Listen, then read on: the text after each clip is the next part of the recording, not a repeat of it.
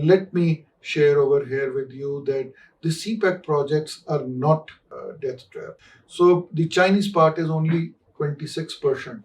If we are not threatened by the 74% loan which is given by World Bank and IMF, so how can the 26% of the loan would threaten our sovereignty?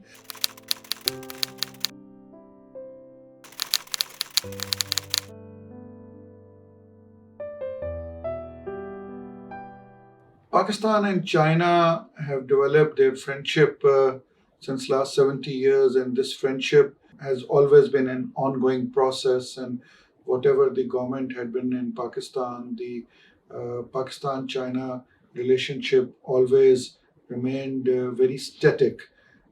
Initially, nobody was bothered about this friendship. If we see the first 30 years of this friendship, it was basically Pakistan that had been helping China in achieving diplomatic as well as foreign relationing goals. If we go back to early 70s, maybe the new generation does not remember that. They should just see it in the historical books that it was Pakistan which played an instrumental role in bringing US and China on one table. And then it was Pakistan which had been helping China in a lot of things. Similarly, China had been standing besides Pakistan in all the issues, whether it be Security Council, whether it be relationship with Pakistan neighbors, whether it be Pakistan's positioning in United Nations or elsewhere.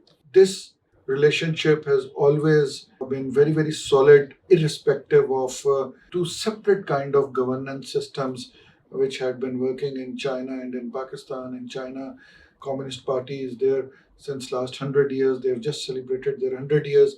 In Pakistan, in last 74 years, we have seen number of political parties coming in power and number of political dimensions getting changed. But Pakistan China relationship always remained very, very static.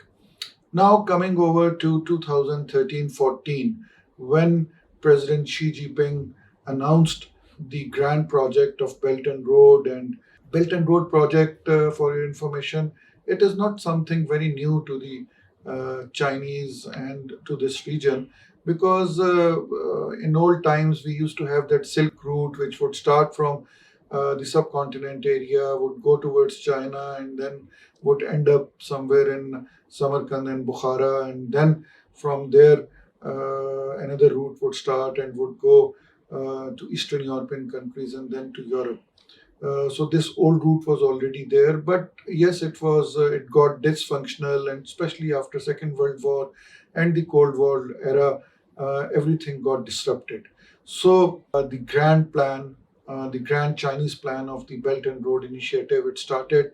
What was this plan? It was basically the plan of a community with shared future, with linking the world with one belt and one road. It includes the rail network, the road network, and the shipping networks.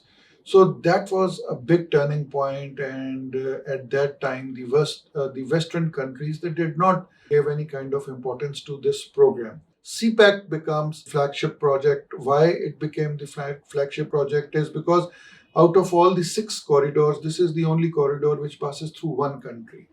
And as and when the projects of the Belt and Road, they got a lot of appreciation from the countries from where they were passing, and the loans which China was giving, the investment which China was making, the aid which China was giving to all these countries was phenomenal. And the Western countries, all of a sudden, they got anxious, and we saw, and especially in last 3 years, that the Western countries started this propaganda, especially America, that they started this propaganda that this is a death trap and this is a debit trap for the countries who are adopting to become part of a Belt and Road program. We saw an extensive propaganda by the Western media against Sri Lanka. In Sri Lanka, in which one of the main ports of Sri Lanka, the Hambantota port, was given to Chinese for development, and we saw immense propaganda. The similar kind of propaganda now we are going through in Pakistan, where the Chinese investment and the CPEC projects are taken as a death trap. Let me share over here with you that the CPEC projects are not a death trap. Majority of the projects are the Chinese investment, and it is on BOT, that is built, own and transfer. So the BOT projects do not pose any kind of threats to any country's economy, because foreign country comes in with certain kind of investment, they invest. It is as if that you have rented them out that project. So for next 20 years or 25 years, they would get their investment out of that project through the rental money, and after that, that project becomes the property of the government of Pakistan. So this is the one kind of investment which is being done. The second kind of investment which China is doing in Pakistan is through the loans which Pakistan government otherwise gets from the Western countries. Just very recently, Asad Umar, the federal minister in Pakistan, he gave the statistics of all the loans which Pakistan had been getting in last 70 years from various international organizations. So the Chinese part is only 26%.